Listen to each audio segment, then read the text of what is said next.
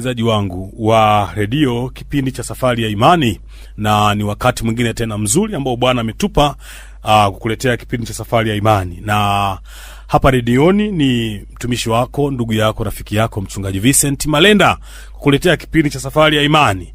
Na niseme tu kabisa, kipindi kinaandaliwa na kanisa la Calvary Assemblies of God Macedonia Mission Center, kanisa linalopatikana Kisasa C Center.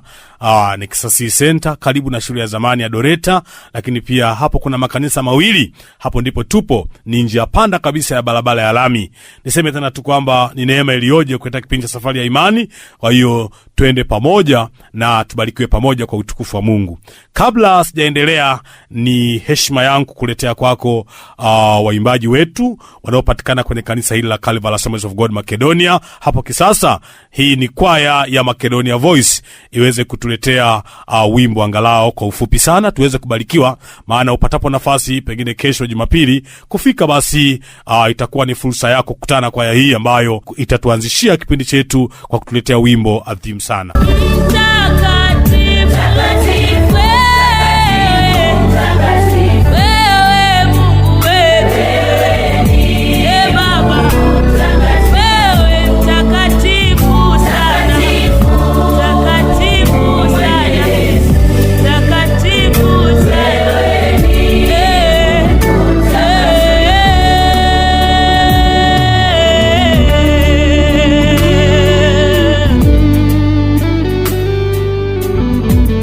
Asante sana kwaya Macedonia Voice kwa ajili ya uimbaji huu, na tumebarikiwa sana, tunamtukuza Mungu sana kwa ajili ya uimbaji huo.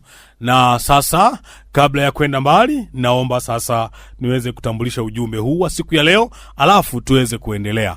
Ndiyo, ujumbe wa somo au ujumbe ambao tutajifunza katika siku ya leo ni nguvu ya fursa.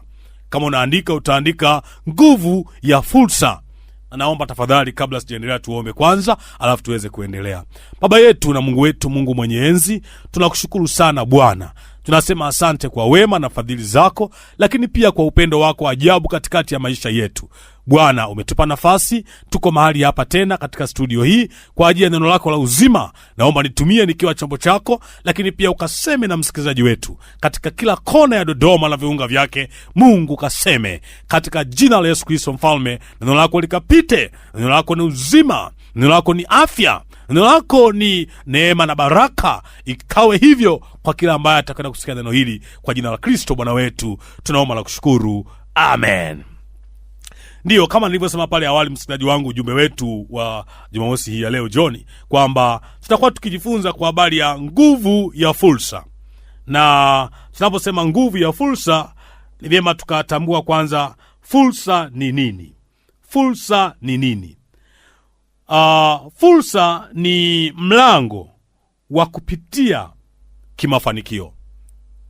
Kwa tafsiri fupi tu, fursa ni mlango wa kupitia wa kimafanikio. Hiyo ndio fursa. Na nataka nikwambie kwamba kila mwanadamu ana namna yake Mungu amemwekea hii milango ya kupitia kimafanikio. Kila mwanadamu. Unaweza ukasema pengine labda wewe huna mlango wa kupitia kimafanikio. Nataka nikujibu jioni ya leo, hapana. Kila mwanadamu ana mlango wa kupitia kimafanikio.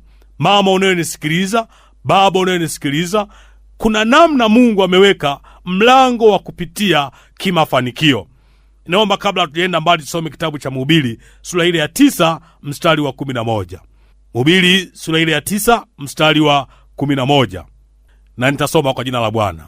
Nikarudi na kuona chini ya jua ya kwamba ni wenye mbio washindao. Naomba nirudie tena mstari wa 11. Nikarudi na kuona chini ya jua kwamba si wenye mbio washindao katika michezo, wala si walio hodari washindanao vitani, bali wala si wenye hekima wapatao chakula, wala si watu wa ufahamu wapatao mali, wala wenye ustadi wapatao upendeleo, lakini wakati na bahati huwapata wote. Wakati na bahati huwapata wote. Neno langu la msingi hapa ni kwamba wakati na bahati huwapata wote. Sasa hii wakati na bahati, sasa hii ndio tunaita fursa. Fursa, nguvu ya fursa. Mama, nataka nikwambie, unanisikiliza, baba unanisikiliza, sio kwamba wanaofanikiwa eti kwa sababu wana nguvu, eti kwa sababu ni wasomi, eti kwa sababu ya hili. Hapana, ni neema ya Mungu tu.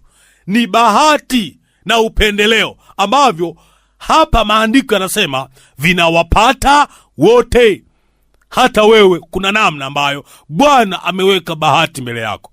Kuna namna Bwana ameachia upendeleo mbele yako. Na tunapoenda pamoja, nadhani utanielewa. Tuende taratibu, lakini katika kwenda taratibu kuna sehemu tutafika utanielewa kitu ambacho Bwana amenipa kwa ajili yako katika siku hii ya leo. Naomba tuone kitabu cha Ufunuo sura ile ya 3 na mstari wa 8a. Kitabu cha Ufunuo Yohana sura ile ya 3. Tukiangalia mstari ule wa 8a, sura ya 3 mstari wa 8a. Maandiko yanasema, na yajua matendo yako, tazama nimekupa mlango uliofunguliwa mbele yako. Tazama nimekupa mlango uliofunguliwa mbele yako. Katika siku ya leo, inawezekana hujasikia kwa muda mrefu vitu kama hivi, kwamba kuna mambo mema ambayo Bwana ameyaweka mbele yako. Kuna vitu vizuri Bwana ameweka mbele yako. Leo hii kama mtumishi wa Injili na nabii wa Bwana, nataka nikwambie mpendwa unayenisikiliza kwenye weekend hii, kuna vitu vyema Bwana ameweka mbele yako. Kuna mlango uliofunguliwa Bwana ameweka mbele yako. Na huu mlango, mimi mhubiri katika siku ya leo kupitia redio hii, huu mlango nimeuita fursa. Bwana ameweka fursa mbele yako. Mwanamke unayenisikiliza, Bwana ameweka fursa mbele yako. Baba unayenisikiliza, Bwana Mungu ameweka fursa mbele yako. Najua umekata tamaa, najua umevunjika moyo, najua moyo wako umechoka.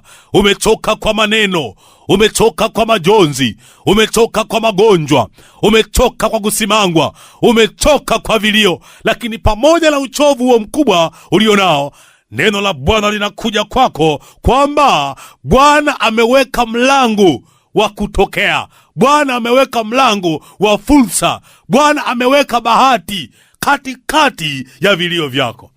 Neno moja tu, kuamini ujumbe huu. Uamini ujumbe huu, ni amini na mtumishi wake. Maana kuna wakati Mungu analeta neno katikati ya maumivu ya watu, katikati ya vilio vya watu, katikati ya kusononeka kwa watu, katikati ya hofu za watu, katikati ya umaskini wa watu. Mungu analeta neno. Na siku ya leo Bwana analeta neno. Anasema iko nguvu ya fursa kwa kila mmoja. Mpendwa, nakutangazia iko fursa mbele yako. Iko fursa mwanamke. Sasa tunapokuwa tukiendelea, lazima tuweze kuangalia baadhi ya vitu vya msingi. Tunapotaka tuangalie aina kadhaa za fursa ambazo ziko wazi.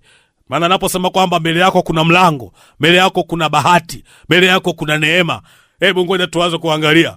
Maana unaweza ukasema kwamba mchungaji unahubiri vizuri, lakini ni ipi hiyo? Ni fursa ipi hiyo? Ni neema ipi hiyo? Mbona naumwa sana? Ni ipi hiyo? Mbona umaskini umekithiri? Biashara yangu inaenda kudidimia. Ni ipi hiyo? Sikia, tunaanza kuangalia. Nataka tuangalie hapa kama fursa mbili tu, kwa sababu ya muda wetu sio mwingi, kama fursa mbili tu. Na tutakwenda kuanza na fursa ya kwanza ambayo Bwana ameiacha wazi, au Bwana ameiweka kwako na unayo. Ameiacha wazi, ameiweka kwako na unayo. Fursa ya kwanza ni uhai. Uhai ni fursa ya kwanza. Kama unavyoona, mtu ambaye amekosa uhai hana cha kufanya. La kufanya mbele yake ni kuzikwa, kuingia kabrini. Na mtu akishaingia kabrini hana la kufanya, ni katika hali ya utulivu na ukimya mpaka kuisha kabisa, kunyong'onyea, kubaki mifupa. Lakini sikiliza, kwa kuwa unaweza kunisikiliza na una uhai wako, huo uhai ni fursa. Mungu ameiacha, ameacha pumzi hiyo kama fursa. Kama fursa. Binadamu ni watu wa ajabu sana. Kuna wakati wanaweza wakaona mateso, wakaona shida, wakaona maumivu, wakaona manyanyaso, wakashindwa kuona fursa iliyo juu ya hayo manyanyaso, fursa iliyo juu ya hizo shida, fursa iliyo juu ya hivyo vilio. Iko fursa. Hii fursa namba moja na kutangazia ni fursa ya uhai. Uhai wako ni mlango wako wa kuchomokea kwenda kwenye mafanikio. Uhai wako na pumzi unayopumua ni mlango wa kuchomokea kwenda kwenye ubora na ufanisi wa maisha yako, kwenye kufaulu kwenye biashara yako. Hilo ni vyema ukalishika. Nataka nikuambie siku ya leo litakusaidia. Some kitabu kile cha Ayubu 14 na mstari wa 5. Nami nitakwenda kusoma kwa kadri Bwana anavyonipa neema hii na kibali hichi. Biblia iwe inanena katika mafundisho yetu, na hiyo ndio jambo la muhimu sana. Ayubu sura ile ya 14 mstari wa 5. Nami nitasoma kwa jina la Yesu. Kwa kuwa siku zake huyu mwanadamu zimeamliwa, hesabu ya miezi yake au unayo wewe, nawe umeweka mipaka yake asiyoweza kuipita. Nirudie sehemu ya maandiko. Sikiliza maneno yanavyosema. Kwa kuwa siku zake zimeamliwa, hesabu ya miezi yake unayo wewe, nawe umeweka mipaka yake asiyoweza kuipita. Kwa hiyo mwanadamu, Mungu amemwekea hesabu ya miezi yake ya kukaa duniani, lakini pia ameweka siku zake za kukaa duniani. Lakini pia kama haitoshi, ameweka mipaka ya huyu mwanadamu kukaa. Yaani hiyo mipaka mwanadamu hawezi kuipita, hawezi kuivuka. Sasa hapo ndio utanielewa. Kuna wenzio mipaka ilifika, wakashindwa kuivuka wala kuipita, wakafa na wamezikwa. Lakini ngoja nikwambie, wewe mipaka ile haujafika, miezi ile haijafika, siku zile hazijaisha. Kwa sababu siku hazijaisha, miezi haijaisha, mipaka hujaifikia, bado kuna jambo jema la kufanya, bado kuna tukio jema la kuliona katika macho yako mwanamke, bado kuna neno jema la kusema katika midomo yako mwanamke, bado kuna ushuhuda wa kusimama nao. Sikia, huna sababu ya kukata tamaa eti kwa sababu unaumwa. Kwa nini? Kuumwa sio kifo. Pendwa uneni sikiliza, popote pale ulipo, tunaona andiko linasema ya kwamba miezi yetu iko mikononi mwa Mungu, siku zetu ziko mikononi mwa Mungu, na ameweka mipaka ambayo hatuwezi kuvuka. Sasa kama tupo hatujafikia mipaka, bado tuna jambo na Mungu, bado kuna kusudi jema, bado kuna wazo jema, bado kuna mafanikio, bado kuna mibaraka, bado kuna jambo la msingi la ushuhuda. Mwanamke unayenisikiliza, pengine umekata tamaa na ndoa yako, lakini sikia, hiyo ni ndoa tu. Mbali na ndoa kuna uhai. Pengine umekata tamaa na biashara yako, sikiliza, hiyo ni biashara tu. Wewe bado una uhai. Huna sababu ya kukata tamaa. Una sababu ya kuangalia kwamba uhai wako ni fursa, miezi yako ni fursa. Fanya jambo kwa utukufu wa Mungu, fanya jambo kwa ajili ya mpango wa Bwana. Watu wanategemea kuona jambo jipya kwako, watu wanategemea kuona tukio likitokea katika maisha yako, hata katika biashara yako, hata katika masomo yako mwanafunzi. Mungu na watu wanategemea kuona. Kwa nini? Una fursa namba moja, fursa ya uhai. Ni fursa adhimu sana. Sikia nikwambie, uhai hauuzwi popote. Na ndio mwanzo wakashangaa wataalamu, siku zikifika wanaondoka. Unashangaa mtu alikuwa msomi mwenye PhD, siku zikifika usomi haumsaidii, anaondoka. Unashangaa madokta wakubwa, watu wa sayansi na chemistry na mafunzo mengine ya juu sana, siku ikifika wanaondoka. Ndiyo unashangaa wachungaji na maaskofu, siku ikifika wanaondoka. Kwa nini? Bwana anaweka mpaka. Ukiona bado unapumua, na kuambia hivi, hiyo ni fursa. Huna haja ya kukata tamaa, huna haja ya kuumia. Kilichoharibika hicho kiache kiende. Bwana ana jambo jingine jipya kwa kupitia fursa ya uhai ambalo utafanya. Inawezekana ni leo, inawezekana ikawa ni kesho, inawezekana ikawa ni mtondogoo, inaweza ikawa mwezi ujao, inaweza ikawa ni mwaka ujao. Huna haja ya kukata tamaa. Iko fursa ya uhai mbele zako. Isimame ikuongoze, isimame ikuridi, isimame ikusababisha wewe kusema kuna kitu chema mbele yako. Lakini pia tukitafakari kwa habari ya fursa, unaweza ukaona hapa pia, tutaona fursa ya pili. Fursa ya pili ni watu wanaokuzunguka. Fursa ya pili ni watu. Yaani unapoishi alafu kuna watu, unaishi na watu. Kule kuishi na watu tu, hiyo ni fursa. Kule kuishi na watu tu, hiyo ni fursa. Nadhani sijui kama ulikuwa unalijua hilo, lakini Bwana tusaidie leo kwa muda huu mfupi tuweze kwenda pamoja, tuangalie maneno haya yatakao tuongoza vyema katika mpangilio wa mafundisho haya ya kuangalia nguvu ya fursa au uwezo wa kutembea katika fursa.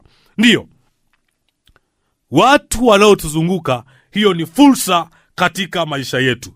Tutaangalia kitabu cha Kumbukumbu la Torati sura ile ya 30 na mstari wa 20. Sura ya 30 na mstari wa 20. Na napenda nisome kwa jina la Bwana.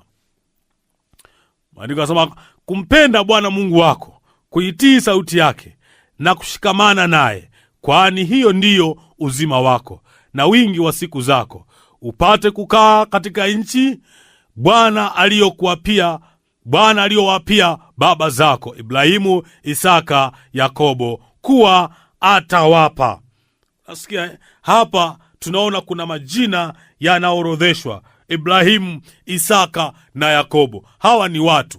Lakini unasikia kwanza, jambo la kwanza tunaona ni uhai, lakini jambo la pili ni watu. Sasa watu wanaotuzunguka, hiyo ni fursa kwetu. Kwa nini? Kwa sababu ili awepo mtu kuna watu. Mfano, sisi wote tunaitwa uzao wa Adamu. Kwa hiyo kupitia Adamu tunakuwa na watu.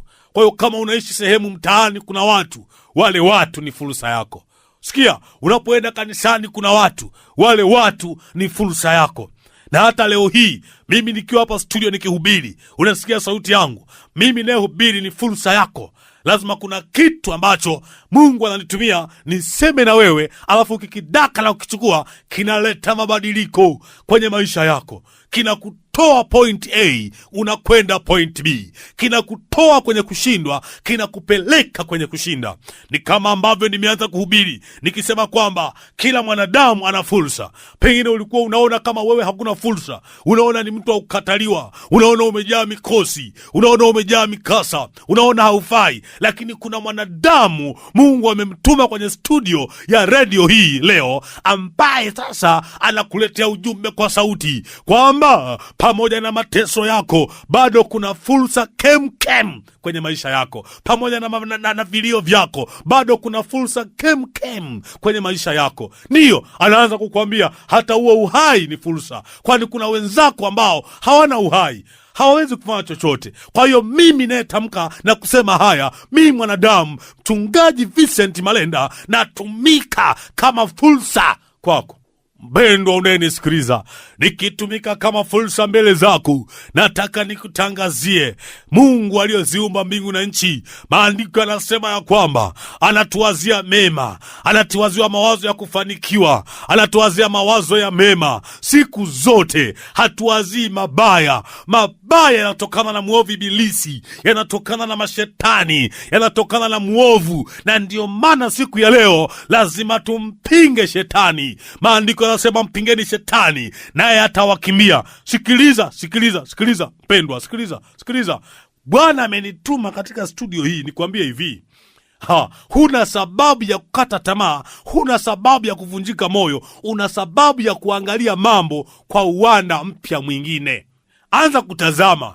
Kama uliishi maisha ya dhambi, anza kuyaangalia maisha katika uwanda wa utakatifu.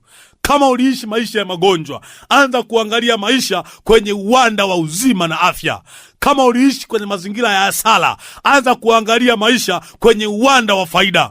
na pengine haya yote yakiwa magumu. Ndio maana tupo watumishi wa Mungu. Bwana ameniita, niko Dodoma, kwenye bonde la Dodoma, eneo la Kisasa. Nitakutajia namba zangu, njoo kule Kisasa, tufundishane, tuelekezane, alafu tupeane mbinu za namna ya kwenda kwenye changamoto za kuvunjika moyo, kwenye changamoto za kuumizwa, kwenye changamoto za hasara. Tupeane uwanda mpana wa mafundisho, alafu hapo ndipo utakapogundua kwamba watu tunao kuzunguka na sisi ni fursa mbele zako. Majirani zako ni fursa mbele zako. Ndiyo, watu wafanyakazi wenzio, wale colleagues kwenye ofisi yako ni miongoni ya fursa yako. Napoenda kuhitimisha ujumbe huu, jambo la kufanya, muamini Mungu aliyokupa uhai. Mkimbilie Mungu aliyokuachilia kwenye fursa hiyo. Mkimbilie Mungu na mtumaini yeye. Lakini jambo la pili, waheshimu watu. Waheshimu watu. Watu wadogo kwa wakubwa, waheshimu, wathamini, wape nafasi ya kwanza. Usidharau watu. Kuna watu wanapita bila kusalimia watu, eti kwa sababu ya vyeo vyao. Kuna watu wanaona mtu kama kimvuli. Nikupe ushuhuda mmoja. Kuna tajiri mmoja mkubwa alikuwa akisafiri na gari lake, akiwa na watu wake nyuma, akiwa akikimbia mbio kali mitaa fulani ya kwenye vijiji vile vya Morogoro, akiwa anaendesha gari lake kwa kasi sana. Kumbe kuna wamama, watu wazima, takribani kama wamama watatu, walikuwa watatu, wakamuona yule tajiri. Walipomuona, wakaona kule mbele barabara imekatika na mvua, na pale korongo ni refu. Wakasimamisha ile gari, tena wakisimamisha kwa kutumia kanga zao, ni kama vile wanataka kumnusuru tajiri yule. Lakini tajiri alivyowatazama, wamama wamechoka, wakirugulu, wamechoka, wako hoi, akasema nitaongea nini na watu hawa? Akakazana kuongeza mafuta spidi kali, akisema mimi siwezi kuongea na hawa, sio saizi yangu. Kumbe angesimama kuwasikiliza, ilikuwa nusura ya maisha yake, lakini akaenda moja kwa moja. Nataka nikwambie kilichotokea ni ile gari kudumbukia kwenye mto, na ikawa hali mbaya sana. Sikia. Ndiyo, thamini watu. Watu tunategemeana. Tuko duniani kwa ajili ya kutegemeana. Unamtegemea kila mtu. Unaweza ukashangaa mtu hana fedha lakini ana kitu chako fulani. Unaweza ukashangaa mtu hana elimu lakini ana kitu chako fulani. Unaweza ukashangaa mtu ni mfupi, wewe ni mrefu sana, lakini ana kitu fulani. Wewe usijivunie vitu vyako, cheo chako, mali zako. Thamini watu. Watu ni fursa ya maisha yako. Huwezi kupata mipango mizuri bila watu. Lazima watu waseme kuna mpango huu. Huwezi kupata habari njema bila watu. Nimekuwa nikiangalia, ili upate taarifa lazima watu wakakae Star TV, wakakae Channel 10, wakakae ITV na channel zingine, watoe taarifa. Wewe ndio usikie. Unasikia? Huwezi kuona nchi ikaenda, lazima kuwe kuna viongozi wa nchi. Unaambiwa kuna viongozi, sijui mawaziri, sijui wabunge, sio kina nani. Huwezi kuona ili mashamba ya embe kuna watu wanaolima vibarua, lazima wawepo, muwape pesa wakalime vibarua. Tunategemeana. Wewe mkulima mzuri mkubwa mwenye mapesa mabilioni, fursa yako ni wale wasio na fedha, ili wakati wa kilimo waje wachukue vibarua na milaba kwako, waende wakalime. Tunategemeana. Kwa hiyo hawa watu tunaowaona wakiondoka wote, ubaki peke yako, umeisha na wewe mwenyewe. Kwa hiyo watu ni fursa, ishi vizuri na watu. Kwa hiyo jambo la kwanza, mtegemee Mungu, kimbilie Mungu. Lakini jambo la pili, waheshimu watu. Mama unayenisikiliza, heshimu watu. Baba unayenisikiliza, heshimu watu. Watu wote. Kuna baadhi ya madhehebu wametengeneza mifumo michafu mibaya. Wanasema huyu hana Mungu, huyu ni mpagani, huyu hafai, dini yake sio kama ya kwangu. Wa nini? Siwezi kuongea naye, huyu ni mwenye dhambi. Wewe ndio uliomuumba, huyu ni wa kwako. Hayo ni mambo ya ajabu kabisa, ni mambo ya hovyo.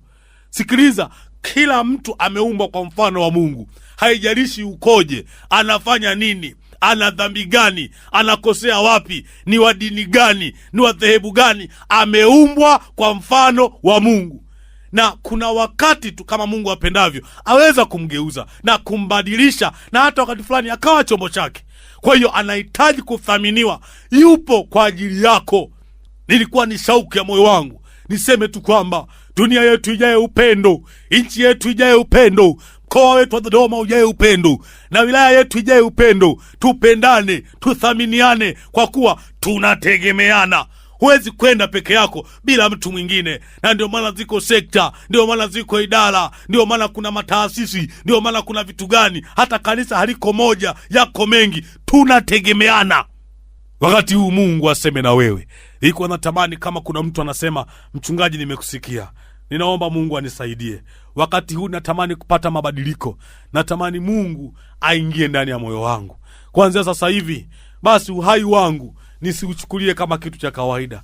Nisilaumu na kulalama na kulalamika eti kwa sababu tu ya mambo mengine machache na madogo, na sahau kwamba uhai ni fursa kubwa. Basi kama kuna mtu namna hiyo anasema, Mungu nisaidie, natamani kukukimbilia wewe, kwa kuwa umenipa uhai, kwa sababu kuna mambo mema mbele yangu. Mtu wa namna hiyo nitakwenda kumuombea. Lakini mtu wa pili nitamuombea ni yule ambaye anaumwa, amekata tamaa, amevunjika moyo, anasema niende wapi? Hana msaada wowote. Kwa kuwa Bwana amenipa ujumbe huu, wewe ambao umekata tamaa, sikia, na wewe tutakwenda pamoja, na wewe nitakuombea. Yule ambaye biashara yake imefika mwisho, ni madeni na hana namna ya kutoka kwenye biashara yake, naye anasema nifanyeje? Nawe nitakuombea. Kwa hiyo nakwenda kufanya maombi, lakini pia baadaye nitasema namba yangu ya simu. Unaweza kupiga simu moja kwa moja na bado nitakuombea personally.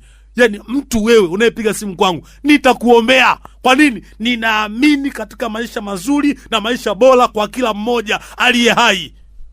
Kama hauna jambo la msingi duniani unakufa, lakini kama uko hai, liko jambo moja la muhimu na la msingi na la manufaa kwa familia yako, manufaa kwa mkoa wako, manufaa kwa nchi yako. Liko. Umeenda shule, hujaenda shule, kabila gani, hiyo sio habari yangu. Najua uko hai, liko jambo. Na kama kuna watu tunakuzunguka, basi kuna jambo hivyo hivyo. Ninaomba weka mkono wako. Kwa kawaida huwa tunaanza na toba, alafu baadaye ndio natamka yale maombi. Ukiwa umeweka mkono wako katika moyo wako, nifuatishe maneno haya kwa unyenyekevu mkubwa. Sema, Bwana Yesu, ninakuja mbele zako. Mimi ni mwenye dhambi. Nisamehe dhambi zangu. Kutokuamini kwangu, kutenda dhambi mbalimbali ni makosa. Ninatubu, nisamehe. Futa jina langu katika kitabu cha hukumu. Andika upya jina langu katika kitabu cha uzima. Ninakukubali na kukupokea tangu leo. Mimi ni mtoto wako na kiumbe chako, kwa Kristo Bwana wetu. Amen. Na ombea wote sasa. Baba, katika jina la Yesu, na waleta ndugu zangu hawa wote kwa kupitia sala hii. Ninaomba Bwana wa mabwana, achilia fursa za maisha, achilia afya na uponyaji, achilia baraka na mafanikio, achilia faida katika biashara zao, achilia amani katika magomvi, achilia Mungu raha katika migogoro. Bwana, ukawape ushindi katika matatizo yao. Natangaza neema kwa jina la Yesu Kristo. Natangaza wokovu na uponyaji. Itakuwa mtu akiwa ndani ya Kristo amekuwa kiumbe kipya, ya kale yamepita, tazama ni mapya. Dada, wewe ni mpya. Mama, wewe ni mpya. Kijana, wewe ni mpya. Baba, wewe ni mpya, kwa jina la Yesu Kristo mwana wa Mungu.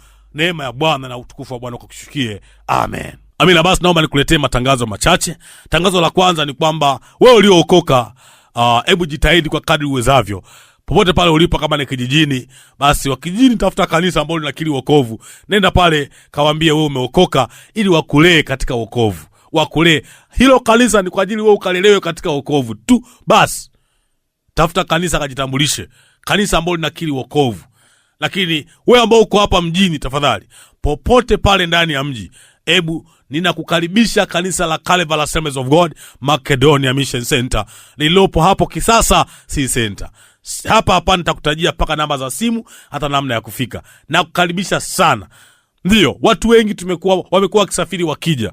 Watu kutoka Vyeyula wamekuwa wakifika. Watu kutoka Nsarato, watu wa kutoka Nkuhungu wamekuwa wakija. Ndiyo, wanakuja. Hivyo, watu wanatoka maeneo mbalimbali wanasafiri. Ndiyo, watu wa kutoka Nzuguni wanakuja maeneo mbalimbali. Inawezekana. Kama unaweza kusafiri kilomita kadhaa kwenda hospitalini, watu wanatoka maeneo mbalimbali Dodoma wanaenda UDOM. Sasa kwa ajili ya Benjamin Mkapa pale katika hospitali ile kubwa ya rufaa. Sasa ni rahisi sana kwenda kwa mtumishi wa Mungu. Kwa hiyo nakwambia, njoo pale Kisasa. Hapa mjini popote panafikika. Fika pale. ili tuweze kumtukuza Bwana, lakini kupeana mafundisho ya kusaidiana katika namna ya kuishi ndani ya wokovu. Karibu sana.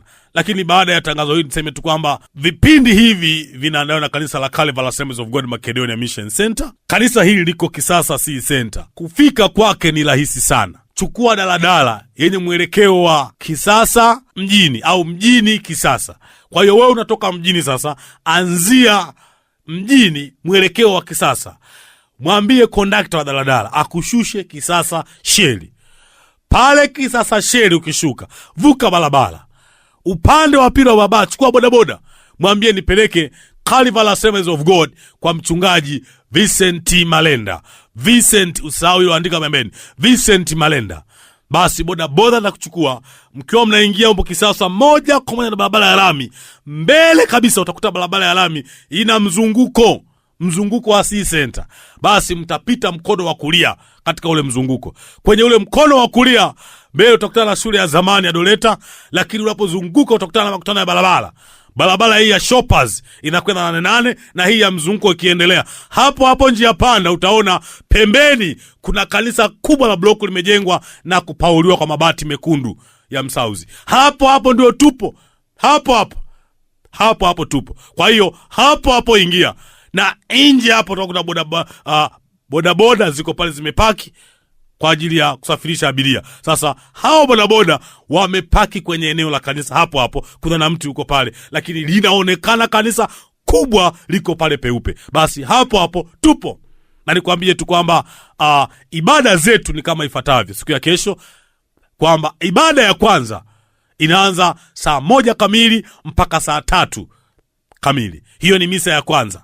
Lakini misa ya pili inaanza kuanzia saa 4 mpaka saa 7:30 mchana. Na kwenye ibada zote hizi mbili maombi na maombezi yapo.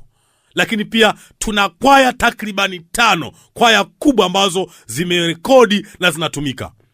Lakini pia tuna kwaya za waimbaji binafsi. Kuna vitu kadha wa kadha.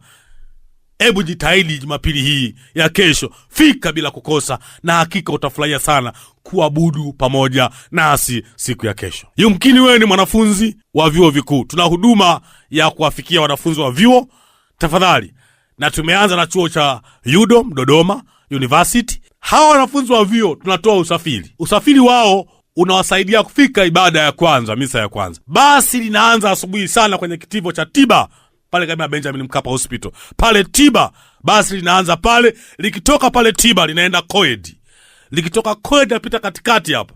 Kwa hiyo wale wote wa social informatics wote nakutana barabarani, gari inawapitia, basi linawapitia. Boni kuombe kesho kuanzia saa 12 jitahidi kuwa barabarani mwanafunzi wa UDOM kwa ajili ya kuchukua na basi. Utaona likiwa na bango la Macedonia Kisasa CAG. Macedonia Kisasa CAG. Unasimamisha basi hilo, unaingia, utafika kanisani. Na huduma zingine zote, wewe usafiri wa wanafunzi ni bure kwenda na kurudi. Lakini pia naomba nikupe namba ambazo utapiga, na utakapokuwa umepiga basi utapokea na kukufanyia huduma.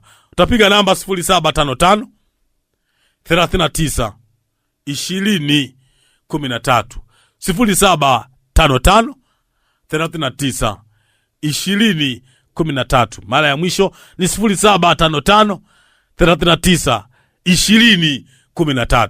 Asante sana, mpaka wakati mwingine tena, kwa majaliwa Mwenyezi Mungu. Ni mimi mchungaji, ndugu yako, rafiki yako, mchungaji Vincent Malenda, Calvary Assemblies of God Macedonia Kisasa. Karibu sana. Amen.